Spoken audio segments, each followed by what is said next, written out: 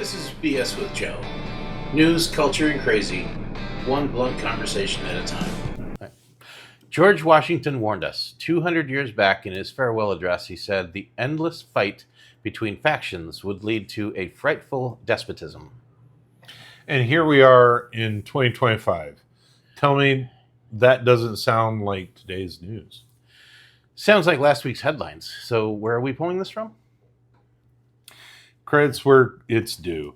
Michael Boldin, Path to Liberty, 10th Amendment Center. He unpacked Washington's warning about parties, debt, foreign interference, all of it, straight from our timeline. Made me want to dig deeper and walk through it in plain talk here.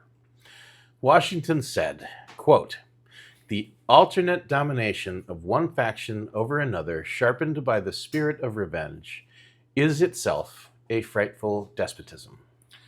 So the revenge ping-pong in Congress, he called it 2 centuries ago. Exactly. He said once people get worn down by the chaos, they beg for a strong man because somebody who promises safety at the cost of liberty, that's how freedom dies. Here's the loop. He laid it all out. Factions fight, governments grow, the prize gets bigger, the government fights harder, the government grows even more. Rinse and repeat. And both sides swear they're doing it to save the country. Right, but Washington said the road ends on the ruins of public liberty.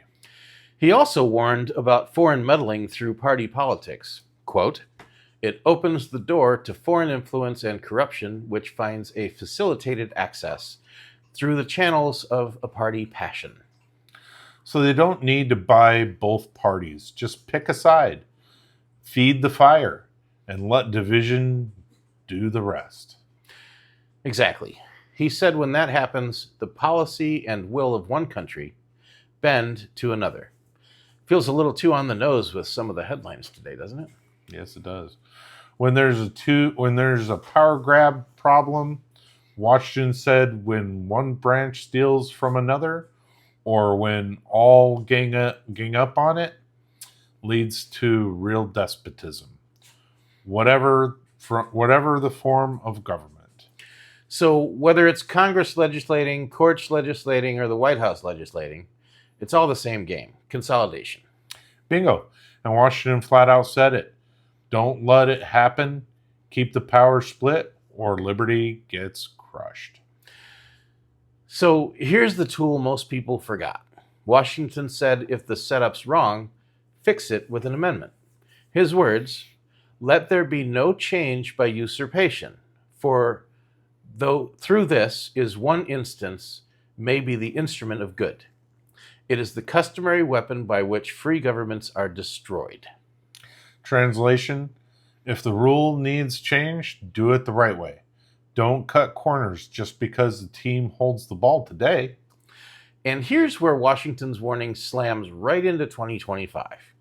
Just this week, Congressman Hakeem Jeffries stood up and said everyone flirting with the Trump administration or doing its bidding could face Department of Justice action, even years from now. He called it pay-to-play scheme.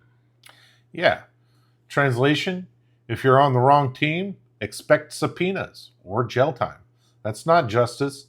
That's faction with a badge. Exactly. Washington said faction sharpened by revenge leads to a frightful despotism. Jeffries just gave us a live example. Not talking about proving crimes, he's talking about political alignment. That's lawfare. That's intimidation. And once one side starts, the other side won't stop. The cycle ends with liberty in ruins. Yeah, we've seen this move before. McCarthy called everybody communists. Nixon's IRS enemies list. The IRS targeted the Tea Party groups.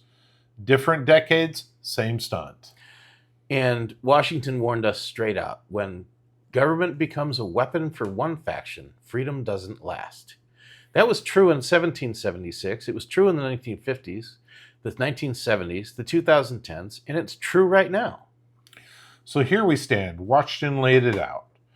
Party wars, foreign meddling, power grabs, shortcuts led straight to despotism. He said in 1796, Boldin echoed it in 2025, and we're watching it played out in real time. So maybe the answer isn't another strongman or another party brawl. Maybe it's citizens demanding the government stay in its lane. Exactly. Washington warned us. Boldin reminded us. Now it's our time to pay attention. I'm Joe. I'm Brad. This is BS with Joe. Thanks for riding along.